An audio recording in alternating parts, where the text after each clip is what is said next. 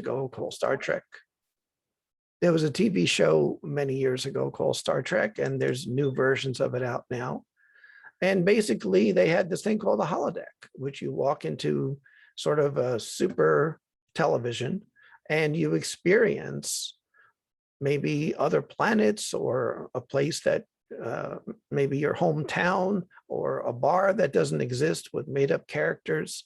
And it's an interactive process where you could actually talk to these characters and they talk back, where you could actually touch things. And it's kind of an interesting construct because in a way, that's what we're living through. And the holodeck is our brain. Our brain is creating what we experience as reality. And it's not the outside world, although sometimes it does resemble the outside world. But for example, when we're sleeping, we can have a very intense dream that's very realistic, but it's happening entirely inside our minds. And sometimes people could walk through life with certain beliefs and certain experiences, and they're not really experiencing everything that's around them, only what they're focused on. So we're going to understand some of these mechanisms. Grief is real, okay? It's a real thing. What we're doing today is not substituting or displacing grief. We're understanding how it works, the actual mechanisms of grief in our mind and body. And we're also going to very respectfully deal with the process. So we live with loss on almost a daily basis. Could be something small that we lose, could be something big. You know, a friend of mine lives in North Bergen.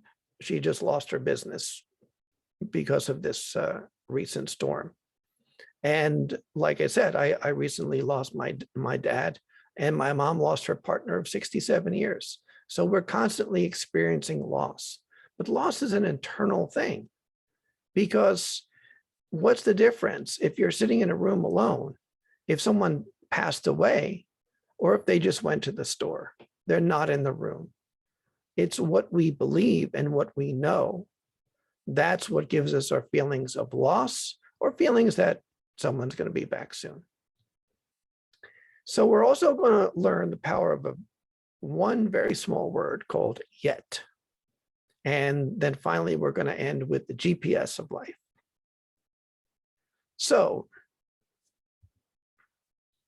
a couple of vocabulary terms: states.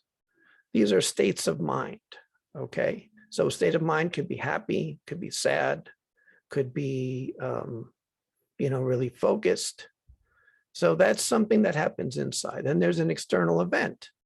So the external event is something like, for example, somebody walks in front of you as you're driving. That's something that happens outside. And to these external events, we're constantly deleting, we're distorting, and we're generalizing. Sometimes there's a sound in the room and we don't hear it until somebody brings it to our attention. Okay. Sometimes someone's very far away, but we look across the yard or across the distance and we see them because our mind distorts it to be bigger. And then we generalize. You may see a chair that's unlike any chair that you've ever seen, but you know it's a chair. Okay. And then there's beliefs. Beliefs are things that we use to navigate the world. Okay. We may believe that, that we're sitting in a room, but maybe we're watching a TV show that we're sitting in a room. And for a moment, or when you're watching a movie for a few moments, you forget that you're sitting in a chair in a movie theater, and you let the belief of the characters in the movie take over your mind. So there's beliefs of things that are possible. Some people believe that they can't run very, very fast, and then they try. And some athletes learn to conquer their beliefs and do extraordinary things.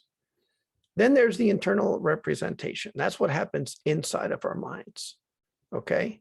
So basically, when you look at something, you might see a car and you represent it in your mind. That's a car. It's moving towards me. I have to get out of the way. And then there's Amy, okay? And Amy G. Dalla, that's a part of your brain called the amygdala. And we're going to get more deeply into that.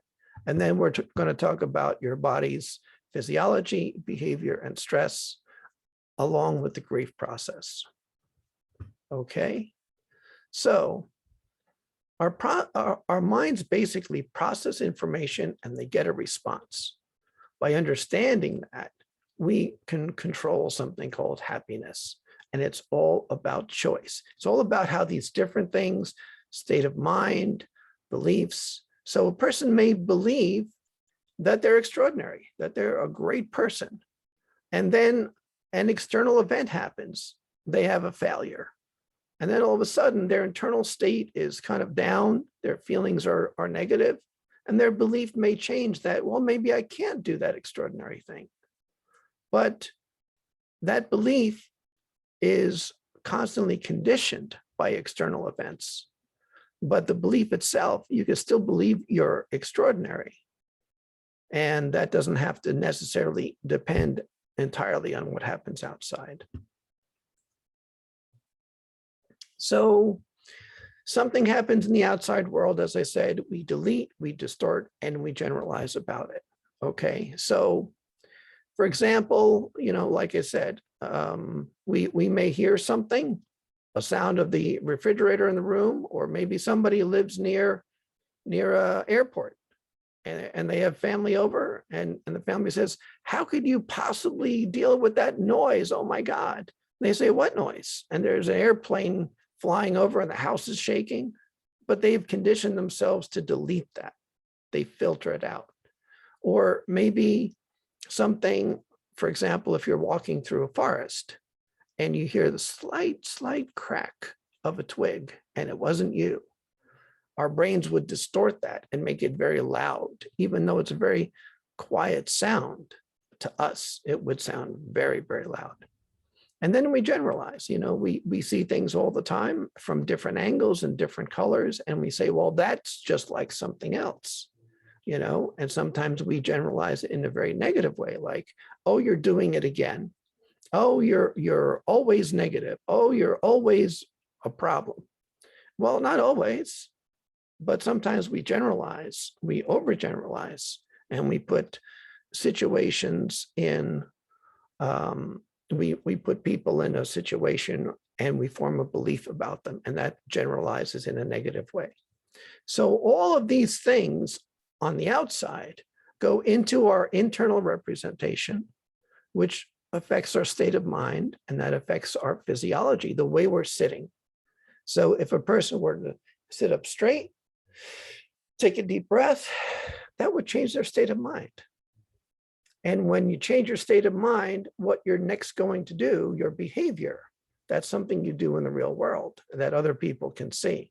Your behavior will change based on what you're representing in your mind, your state of mind, and how you're holding your body. So, like I said, a state of mind could be mood, feelings, thoughts, and it could be positive or negative. And it also could deal with attitudes. And depression is a state of mind, so is grief. Grief is a state of mind where we are seeing things and imagining things and experiencing the loss of a loved one. And that it could be very powerful. So that is another state, and that will guide what kind of reactions we're going to have. Maybe, a week ago, somebody came over and said, let's go for pizza. You'd say, great. But now that you've had this loss, your reaction is going to be different because of your state of mind. And, like I said, the external event is something that happens in the outside world, and we filter it. Okay. And we create internal details and movies about that external event that may or may not be real. Okay. We may remember that a person was screaming at us, but really they were just talking in a normal tone, because inside of our minds, that's how we represented it. That's why people who have a common experience will often have very different memories of that same experience. So external event versus internal representation. Like I said before, we only can experience our internal representation of the external event. Okay, so here's an example. This is from a TV show called How I Met Your Mother. And basically, this is a play about what a person experiences in their mind based on their state of mind. So I'm going to play this for you. There's a fine line between love and insanity. If both people are into each other, a big romantic gesture works. But if one person isn't into the other, the same gesture comes off serial killer crazy. Now, Marshall, the story of how you asked out Lily is super sweet. Literally, how you bring me just even kill me if you do not say I will into this question. Will you go out with me? But if Lily wasn't into you, you do not say I will into this question.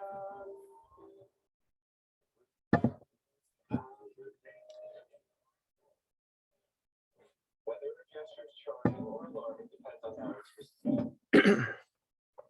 So that's an example of the same event that the same person saw through different lenses. So if that girl likes a guy or likes that particular guy, then in her mind, it's beautiful and romantic. But if she didn't like him, she would remember maybe the scene was darker, or maybe the spooky music was playing in the background in her internal representation, because that's all we have.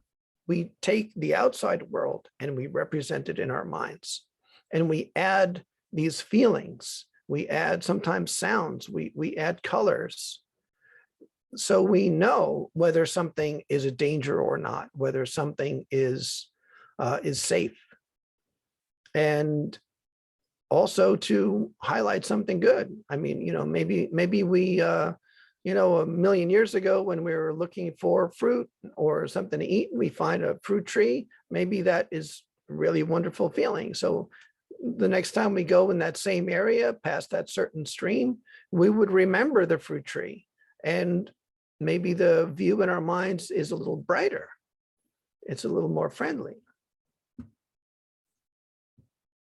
So this is something called the F test. So I'm going to go through it kind of quickly. So the first half of February is often fastest freezing and most frigid time of the year. So mentally count up how many F's you see. Okay. So let me go back a little bit. How many F's do you see in this picture?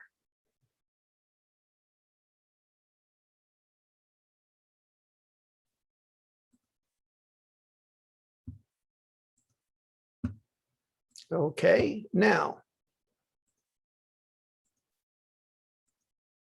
when I start to highlight them, you may be surprised to find that there's 5, or maybe that was your count. But wait, there's more. Look, there's actually 7 F's, but we don't always notice the F's that are in the middle or towards the end of a word. And finally, there actually were a couple extra. There's 9. And the of, we may not count because in our mind, it has a V sound, not an F sound. So the way we look at something changes based on our perception. Okay. I've had people swear, no, there's only 7. And then I say, no, there's 9. And they just don't say it until, of course, I do the next slide. So that is how the delete, distort, and generalize works in our mind. We take the outside stimulus and we change it in our minds.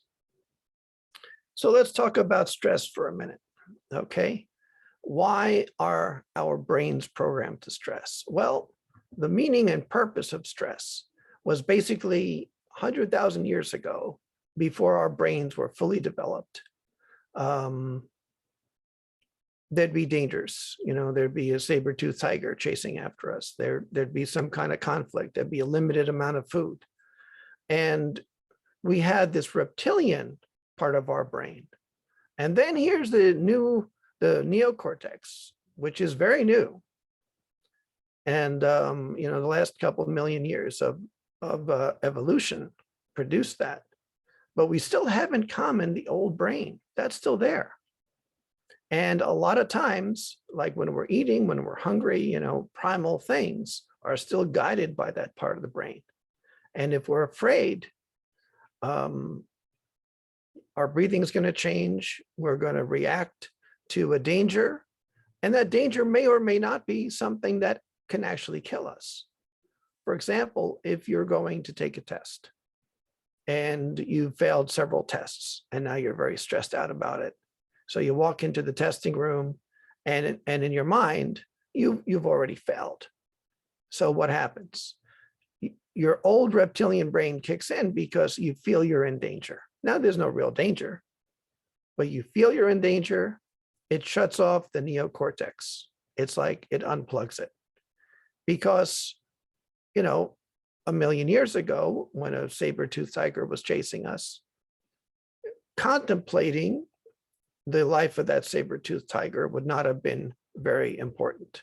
Running away from that tiger would have been the primary thing that we had to do.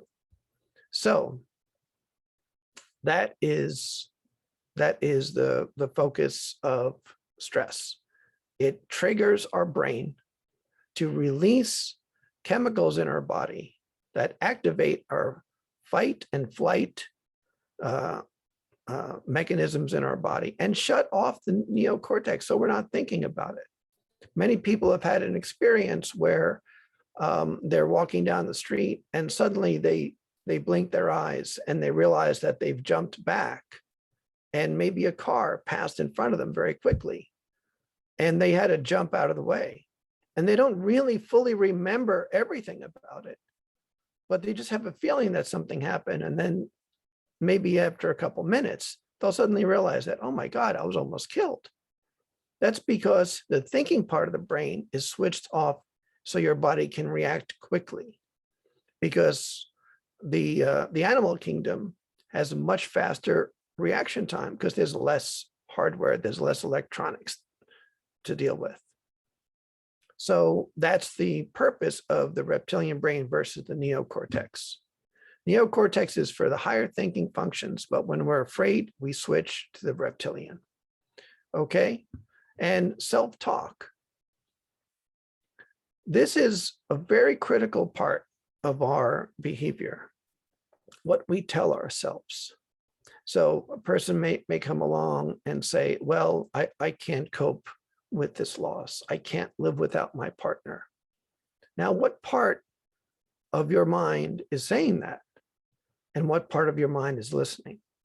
Because whenever we talk about ourselves, where a part of our mind that is doing your behavior for tomorrow is also listening in. So if a person were to say, I can't live without my partner, then the brain is saying, okay, this is impossible. We can't go on. And that creates enormous amounts of stress. I can't cope with the loss. Why is everything going wrong? Why can't I ever get a break? These are questions that the mind tries to answer. Just like when you're trying to think of the name of a movie or maybe the name of a book or maybe a character or the lyrics of a song or the title of a song. And 3 days later in the shower, it just pops into your head.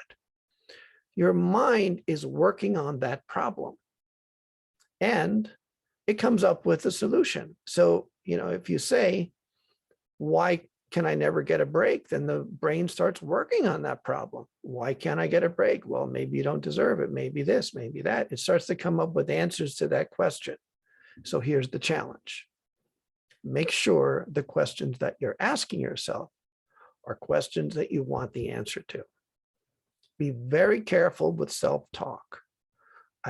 I'm having a lot of difficulty without my partner. That's okay. That's a true statement. But it's not, I can't live, because I can't live triggers the stress, triggers that part of the brain that stops the thinking process and causes reaction. I can't cope with the loss. Why is everything wrong? Well, everything isn't wrong. There might be some good things. Maybe maybe there's food available. Maybe you're not in the freezing cold or the sweltering heat. So some things might be okay. Some things are definitely wrong. Okay, that's part of the grief process. But the self-talk is crucial to the life experience and to understanding the way your brain works. So pay attention to what you're saying to yourself. And then if you catch yourself saying something like, I can't live without my partner, then take a breath and say, well, I'm learning to live without my partner. It's really hard, but I'm learning to do that. And then the brain says, okay, I'm learning to do that. I'm learning to accept this process. Okay. So we trigger others sometimes with our stress, and then we raise our voices, we might yell or say bad words, and that triggers other people, and that creates a chain reaction.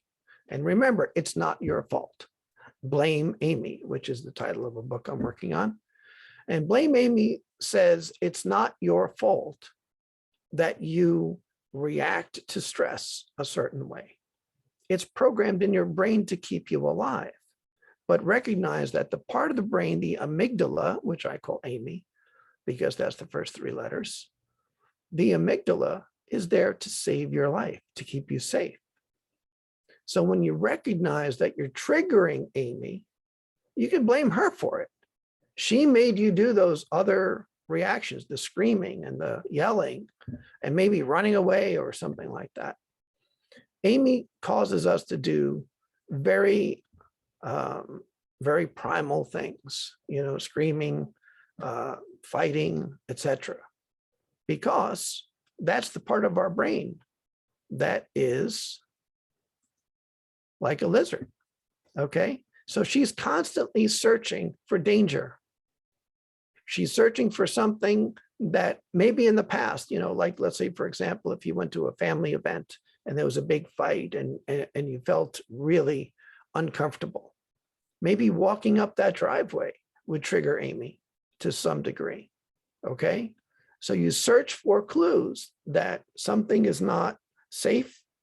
And once you find it, you react by switching off the thinking part of your brain and basically becoming a lizard. Okay. So this is the same brain that we're working with when we are triggered by something, and understanding that, and that we're all human. We all have that same reaction could be an amazing coping mechanism to dealing with other people's issues when other people get triggered. And when we get triggered, at least we could understand that this is a physiological part of our mind. And it's something that we could learn to control once we understand it, but it's also there to keep us safe. So your internal representation generates the state of mind. And what we see, hear, and feel inside is what we think is on the outside. It's never true, but it feels true. It's a belief. There was a very interesting video, a TV show called Brain Games. And basically what they did was they caused they gathered a crowd, and they pretended that there was a mugging. Okay. And someone said, oh, that person, she was wearing a white coat. And almost everyone remembered a white coat when they went to a fake mock-up of a trial. They all testified that the girl was wearing a white coat. In fact, she was wearing a dark brown coat. But what we think is on the outside is just the best memory that we have. And that memory could be changed all the time. So this is an important foundation for dealing with grief. Okay. That's why we went down this road. Okay. So there's Amy there. That's the amygdala. prefrontal cortex, and the hippocampus. That is our link to the outside world. That's where our sensory information comes in to the old brain. And it's tested to see if this is danger or this is safe. And then we could either process it by thinking about it and contemplating it, or we could run like heck because it's danger. So we learn to control, we can learn to control how we represent things internally, okay? And when we do that, we can start to control our reaction. And that's when we can now decide how we're going to feel about something, okay? So for example, you know, I would ask some people, okay, when you're taking a test, if you think you're going to do really, really well, or maybe you just took a test and you aced it, imagine that there's a color in the room, like an energy color. I know that sounds kind of weird, but it actually works. If you imagine, let's say for someone it might be blue, they say, okay, when I'm really going to ace a test, it's blue. And then they walk into a test that they're not prepared for, and it's a lot harder than they expected, and it suddenly turns black or turns red or something. If they were to take a deep breath and relax, and they imagine the color blue all around, what that does is it actually reverses the process of the amygdala. So Amy, which was in control of your brain, thinking, oh my God, this test is really hard, we better run away, we better escape, we better fight. Instead, it calms her down. She switches your brain back on, and all of a sudden, all the things you thought you didn't remember come flooding back into your mind. And it's the same thing with grief management. When we feel alone, we feel that something terrible has happened, and we feel that loss, Amy gets triggered. And when Amy gets triggered, what happens? We feel that we have to run, we have to fight, we have to scream, you know, we have to do something physical. And that's okay. But understanding the process means that over time, you can start to integrate decisions of how to think, of how to represent the loss in your mind. And when you make a decision of how to represent it, you start to control your reaction and you become safer and more healthy. So how does this empower us? Well, when you understand what you're thinking about yourself, you know, what are your thoughts about yourself? What are your thoughts about your future, having lost someone? Maybe they could be very dire. Maybe they could be very scary. And then Amy kicks in, and then we go into a state of mind that's not very useful. You know, it's not very useful to be terrified, but you have to make dinner for the kids, or, you know, you have to make your mom dinner. So we can say, oh, well, you know, I understand that thought and it's completely valid, but it's not helpful right now. Let me just put that thought on hold and I'll contemplate it later. So when you're dealing with family and loved ones, you could say, hey, you know what? These thought patterns are not empowering me right now. Let me take a break from them. Let me focus on things, maybe colors or thoughts or sounds that relax me. And then you re-engage with the situation. You could change your focus. You know, if you're sitting, you know, like my mom will sit alone and, you know, and think about my dad, and then I'll do a pattern interrupt and say, hey, Mom, what was the first time that you knew you were going to marry him? And then she'd have a smile on her face. Oh, I remember that day. Or, you know, I'll say, hey, you know, when we went out to dinner for your 60th anniversary, you know, what did you think of that meal? Or what did you think of the music they were playing that day? And then, you know, memories flood back of being together with that person. And those memories can bring us a lot of joy.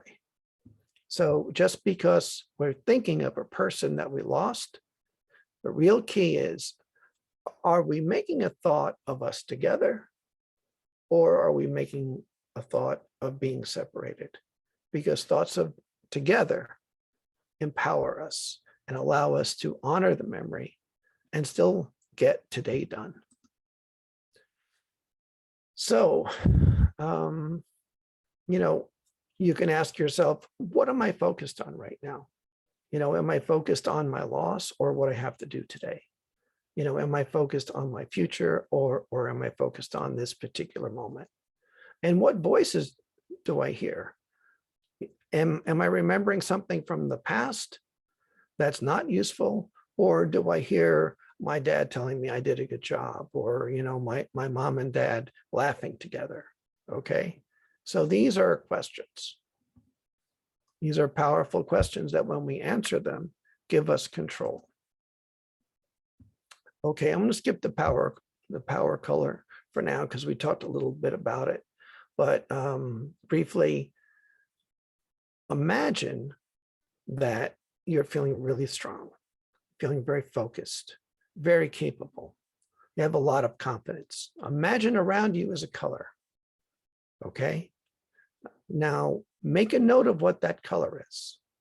Okay. Because we're going to use that later. Okay. So let's focus more on grief management. First of all, permission. It's okay. Whatever your reaction, whatever you're feeling, it's okay. You can be angry. You could scream. You could cry. You could punch a pillow. You could, say terrible, nasty words to people, because this is part of the grief process. And people around you, obviously in the proper context, but people around you should understand that this is part of a process. This is part of your healing. The anger is going to come out. Amy is going to get triggered sometimes, and it happens so quickly that it's difficult to stop or to change or to refocus, and the anger will come out. And that's fine. It's part of the process. One very useful tool is the reversal process. Imagine that you passed away instead of your partner or that important person in your life. And imagine you're in heaven and looking down at them. What would you want for them? What would you say to them? What would you want them to be doing? Obviously, you'd want them to process their loss, but how would you like them to process it? I call this the reverse it process, because when you do that, you start to acknowledge that, hey, you know what? The person who passed away would want us to be happy. Maybe not happy, but to be able to deal, basically, to get through the day-to-day process, to heal and to evolve into a new life where that person has graduated on to the next plane. I call it graduation sometimes because it's a very useful thought. Okay, we are in this 4-dimensional world, or 3-dimensional if you prefer. And when a person leaves this dimension, it's just like when you're in high school and that person graduates and goes to college. They're somewhere else and they're living their life, but you don't see them every day anymore. And someday, maybe you'll go visit them in college, or maybe you'll go to the same college and you will be together again in the future. But they've graduated to the next plane, the next level of existence, and acknowledging that graduation, as opposed to death, because we don't know what's on the other side. So since you don't know, why not put in a thought that's more palatable? Religion and other experiences throughout our life tell us that there is something beyond. And, I could tell you some very interesting experiences I've had of people who have passed, and getting information or hearing things from them was very life-changing. So, I could say personally, I definitely believe that something happens and our conscious, you can't destroy information. Somehow that information carries on. And that thought is both comforting, prevents Amy from kicking in and taking over our brains. But, you know, it may be just as accurate as saying it's all black, nothing happens, because we don't know either case. So why not believe the thing that's more pleasant? And we can simply believe that that person's looking upon us and saying the same things to us that we would say to them if we had passed. And you could step into that process with family members and say, hey, you know, imagine if I passed away, this is what I'd want to say to you. Now you imagine if you passed away, what would you want to say to me? And then you receive what that person's saying. And then just take turns back and forth. It's a very empowering thing. And it's a way to share a lot of positive emotions about the person that you lost. So, like I said, grief is a process. And, you know, the voices agree, let it out, scream it, write about it, share experiences and memories. It's very helpful to share it in group settings where people can, you know, share their loss with us and we could share our loss with them. And, you know, when you think about Amy, you know, blame Amy, Amy now starts to normalize the feeling of that loss, because it's a danger, you know, like, I mean, if a child loses their parent, you know, a younger child, and that parent is gone, that's a danger. Who's going to protect you? Who's going to keep you safe? Who's going to give you food? That's a danger. So Amy is going to be all over that. But by sharing that experience and normalizing it, now Amy can take a step back and say, okay, I don't have to protect and basically hijack his brain and turn him into a lizard. I could let him go through this experience because it's safe. And like I mentioned, also religion is a very good tool. You know, speak to a priest or a rabbi or whatever your religious belief is, and get some consolation, which also further normalizes the process. Okay, so the path through grief, there's denial, disbelief, shock, yearning, despair, sadness, anger, and of course, the big one is guilt. So we're going to have those feelings. It's not necessary to hijack all of those feelings and say, hey, no, you know, I'm not allowed to deny, I'm not allowed to, you know, not believe that this happened. Sure you are. Okay, it's grief. And people should give you a certain amount of freedom to do that. And you should give yourself, most important, the freedom to do exactly that, to experience that yearning, to say, hey, I can't believe this happened. You know, like yesterday, the person was there and now they're not here anymore and they'll never be back. You know, experience that, you know, the sadness, of course, and the despair sometimes, and the anger, you know, why did you leave me? Why did you do this to me? And of course, guilt. Why didn't I say that one extra thing? Why didn't I say I love you one more time? Why didn't I do that project that, you know, I've been putting off and waiting until everybody's better and then we're going to do it and now it'll never be done? It's a process. Okay. Guilt is always going to be there. There's always one more time that you could have said I love you. No matter how many times, there's always, you could have said it one more time. You know, infinity plus one is still infinity. So accept that guilt will be part of the process. A part of you might go against you and say, hey, you did something wrong. And then you can take a deep breath. And then you can say, on some level, I did the best I can. And I know that I would say to the people I left behind, I forgive you. It's okay. I know you love me. And then I know that you know that I love you. And you could talk through that process. So accept it, then take a look at it, take a step back and understand it.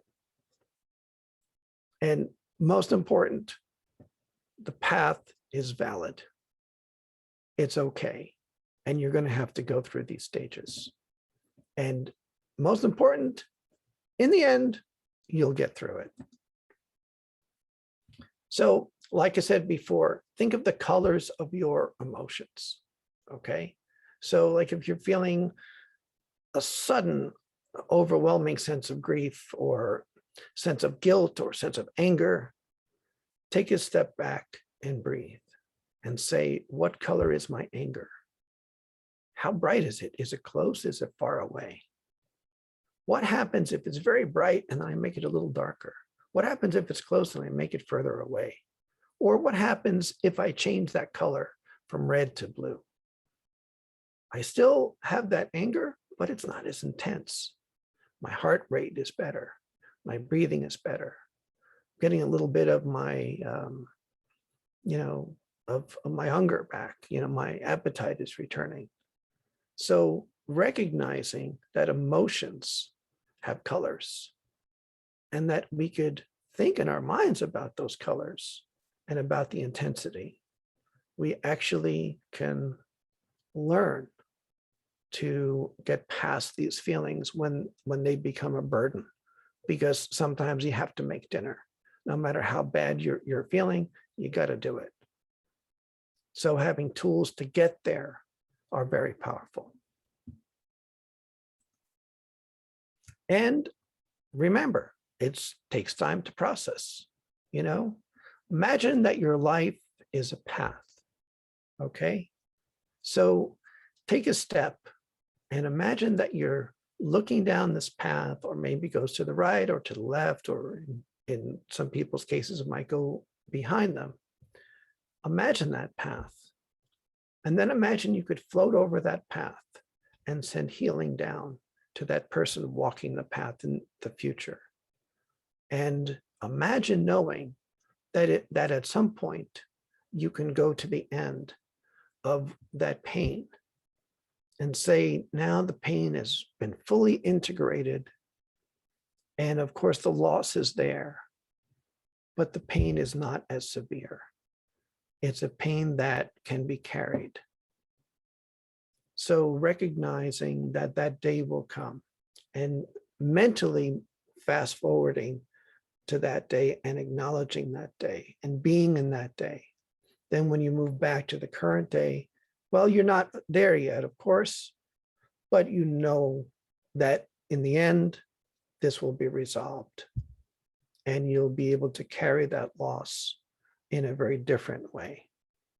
So acknowledging that right now it's very sharp, very severe, and at some point it's going to become integrated and softer. And the truth will always be there, but it will be the love from that person will shine through. And the love that that person has for us will shine through. And that will be what we carry with us in the future, even if we're not feeling that love as intensely right now. That will be the future. And seeing that path is very beneficial. So, keep in mind that the grieving process is not just a mental process. It's also a physical process, because, when your amygdala is going nuts and switching back and forth from fear to calm and back to fear again, things are going to happen to your physical body. Your appetite may go from ravenous 1 second to no appetite whatsoever. You might lose weight, you might gain weight, you might be eating out of frustration. You might feel physical tremors or shakes. You may see flashes in your mind when you close your eyes, or even when your eyes are open. You may imagine sounds. Just relax, because all of this is a normal part of the brain sort of going through this process of integrating this loss with every day.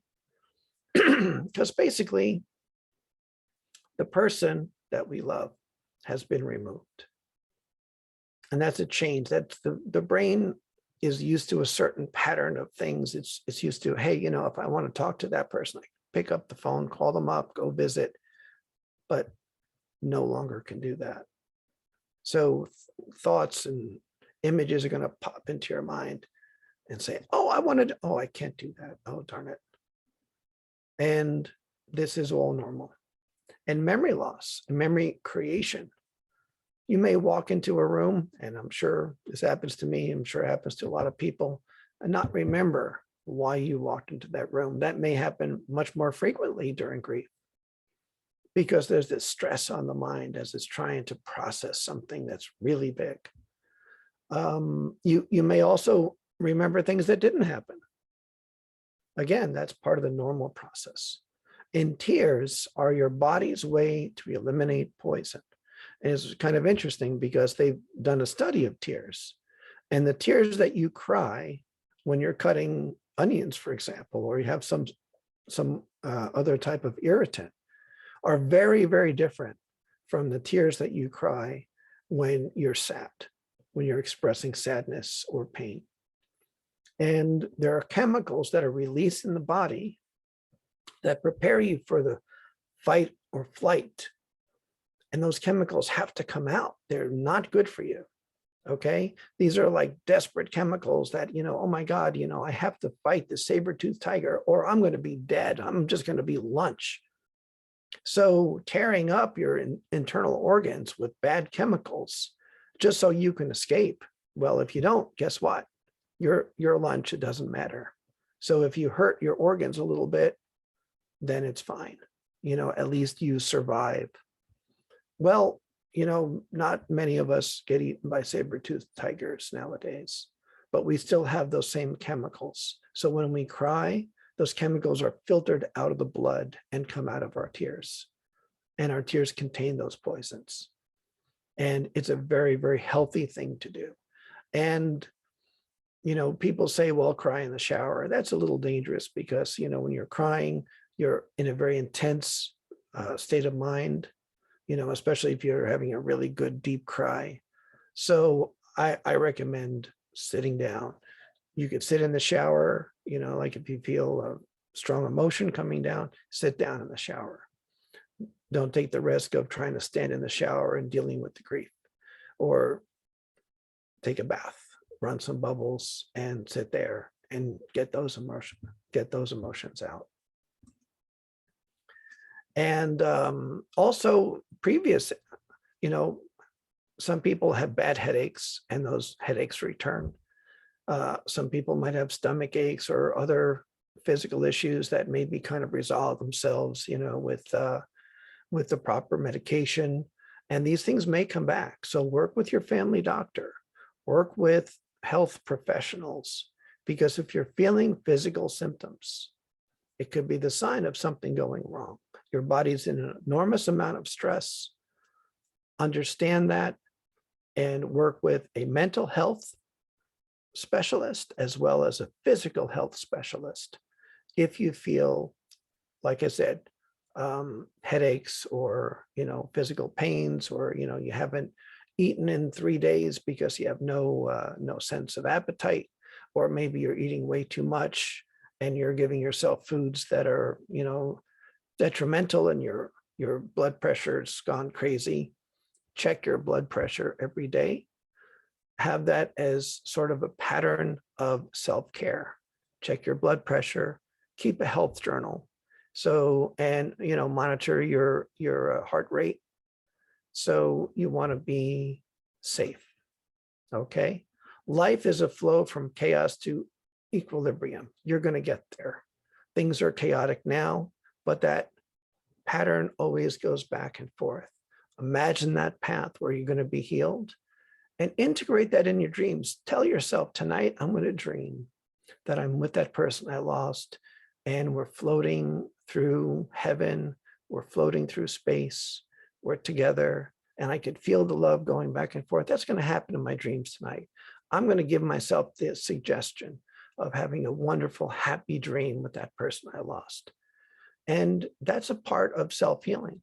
And you could actually make that suggestion into your own mind and experience it. And just recognizing that life is constantly chaos to equilibrium and back again. And we will get back to the equilibrium.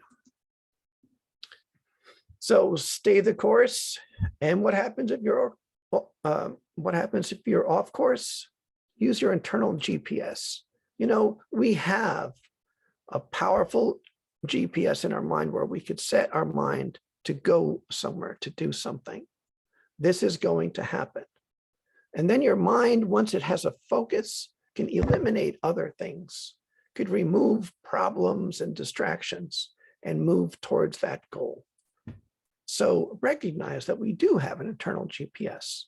Remember self-talk. What kind of things are you saying to yourself? Oh, I can't stop eating now that this person's lost. Oh, I can't stop doing this. Oh, I'm having too many drinks because this happened. Or say, well, yesterday I had a lot of drinks, but now I'm going to focus on my health. Oh, I haven't learned to curb my eating yet, but I'm going to. I'm going to work towards that. So what we say about our own behavior becomes that behavior. Always keep that in mind. And finally, what happens if everything I say doesn't work? Do something else. Recognize that you can set your own path. Just because the GPS tells you to make a turn, you can look out that windshield and say, that's not a good place to turn. I think maybe that map is off a little bit. I'm going to keep going straight and find my own way. So in summary, grief is a process and there's no right and wrong. It's not supposed to be fun. It's a part of life, and accepting pain, that's a part of it. Times you're going to feel overwhelmed, that's okay. Times you're going to feel symptoms, that's okay. Keep a health journal, keep track of your blood pressure, keep track of your heart rate, and find ways to remember, okay? Remember, Amy is going to try to steal your brain away because she thinks you're in mortal danger. And, give her time. Say, you know what? Part of my brain that's keeping me safe, Amy, you know what, Amy? We're going to make it through this and we're going to be safe, even though we're not safe right now. So that way, Amy will give you back your neocortex and you'll be able to think and work through things instead of in the past when you were feeling stressed and you just, lashed out. So that's the talk of grief today. If you have any questions, I'd love to answer them. If there's anything, what if loss is due in part to the significant other involuntarily? Loss due to parting with the significant person. Well, it's always going to be involuntary, I believe. When the person is still here, but you can't control. So this is self-talk. So the question is, how different is the grief process when you know that the person is still here, but you can't control experiencing the loss due to the wishes of the other person? So that's self-talk. You can't control it. If you tell yourself you can't control it, then guess what? You can't control it. Another way to express it is, I'm learning to deal with this person who doesn't want to be around or who they don't want to allow me to process my grief. However, they're not me. I'm me. I control my internal representation. And if the person is alive, that's a different type of grief, but it's just as valid. That person's alive and doesn't want to be in my life. I can accept that, hey, I have a path forward and I have great memories in the past with that person. So whether they're alive and don't want to be in my life or whether they've passed, it's the same process. You do all those same steps of acknowledging the self-talk, keeping track of your body's physiology, and move forward. Make up your mind of where you want to be. See the path to your future as you go into that future, and recognize that at some point, maybe a few months down the road, maybe 3-4 months down the road, you've resolved it. And then you come back to this moment. It doesn't feel quite resolved yet, but you see it. It's going to happen. Amy lets you off the hook because she knows you're no longer in danger. Losing a partner, whether it's through death or through some other cause, is a life-threatening thing because it's not your life, but it's the life of your DNA. So if you have a partner that you wanted to have children with, or even maybe you're past that, but in the back of your mind, there's always that thought that, hey, I might propagate with that person. Even if you're 70 years old, it doesn't matter. There's still a thought. And knowing that person's gone, there's that loss of that potential propagation. And that's okay. That Amy will get triggered. And then you say, listen, we're safe. And we will move forward in a different way. And we'll continue to be happy. So that's my presentation. Thank you, Jane, so much to the viewers and participants. If you have any, we are a little bit past time now, but if anybody has any questions for Jane, please do so in the Q&A. I know it takes a little time sometimes to type it, but take your time and forward those questions on to Jean.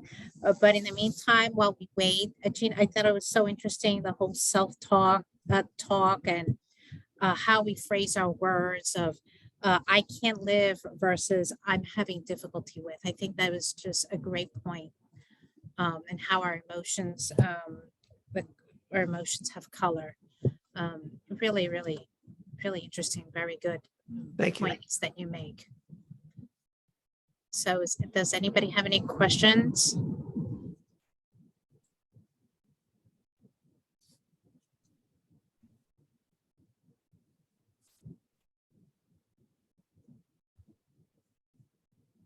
Okay, so child loss. Okay, so someone's asking about child loss. Well, of course, child loss is probably one of the most difficult, if not the most difficult, because it's not only that we're losing the other person, we lose a sense of self because that child was our projection of DNA into the world. It's a part of us that was alive. And that's a very, very difficult challenge. But really, it's the same process. You say, well, if I were to pass before my child, what would I want from my child? And then you imagine your child or being in his or her shoes and saying, I had to leave this world. It's just the way it worked out, but this is what I wish for you going forward. This is how I want you to integrate my life and all that I've given you into your day-to-day experiences and into what you're going to become going forward. And you imagine the child saying, I will always be with you. I will always be a part of you. And of course, it's true. I mean, when we have a child, that deeply integrates into our sense of self, because we go from being a person to being a parent. And we're always going to be that parent to that child, whether they've moved on, they've moved across the country, or whether they've left this world entirely. There's different stages of grief, when parents have the empty nest syndrome and the child has moved on, or whether we've actually lost that child. All those senses of grief and all those intense emotions are all going to come out. But the bottom line is, we are in this world now, and we have to find a way to take those beautiful memories of that child and move forward with them. And, I know a couple from North Bergen. Well, I met them in North Bergen, but they're in, Bergen County, Hudson County area. And they did lose a child, and they created a foundation to help others because they lost a child through an unfortunate drunk driving incident. And they've taken that loss of life and turned it into a gain of life for so many other children and so many other, young children growing up and driving around in cars, to be more aware of wearing seatbelts and, and being safe, and, being aware that drinking and driving is a terrible thing.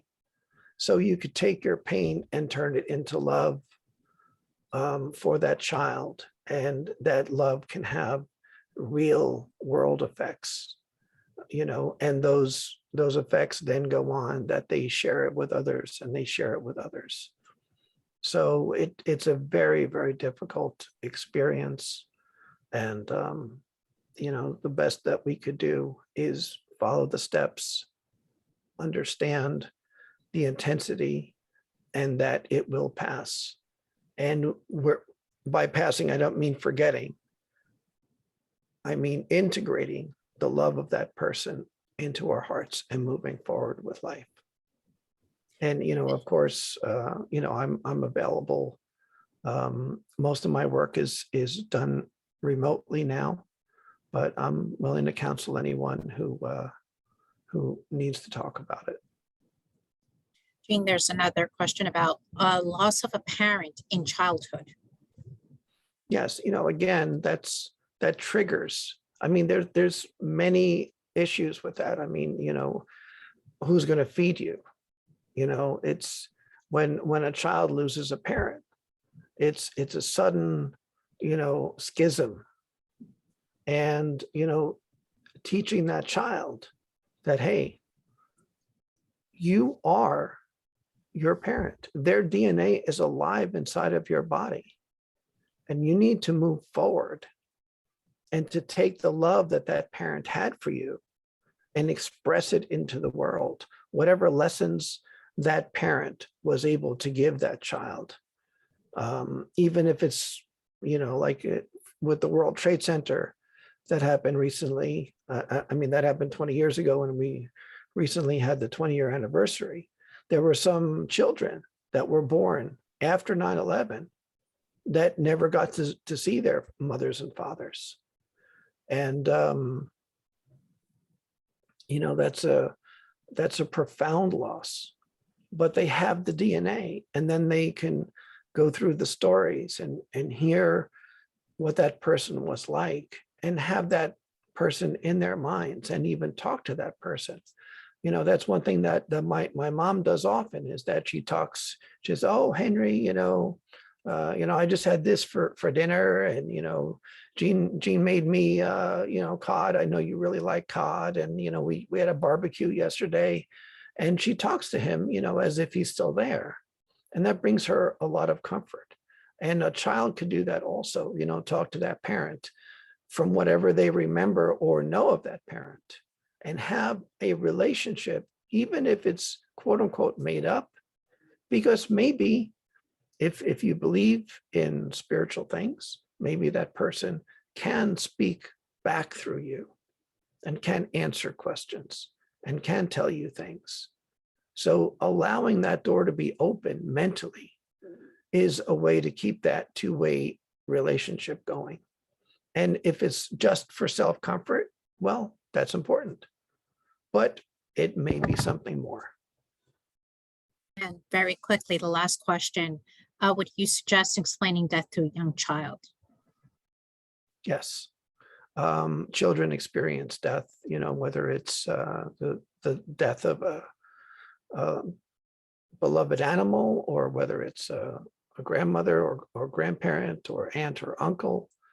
Growing up, unfortunately, my mom was the youngest of 12 children. We grew up in North Bergen, and I experienced a lot of death growing up.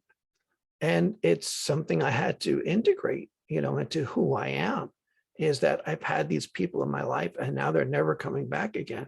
And understanding that and learning to cope with it. Because children may have a limited understanding and a limited capacity, but as their intellect grows and their capacity grows, then this is simply a fiber of the fabric of life, and not something so catastrophic. If you were to shield that child from death, then when a serious death comes along, it may be more devastating. So I would highly recommend to integrate death from a young age to express, hey, you know, sometimes people go away and they never come back, but they're looking at us from heaven, or their spirit is with us. These are very good tools to teach a child. Great. Thank you so much, Jane, and thank you, everyone. This was very informative. So we are wrapping it up.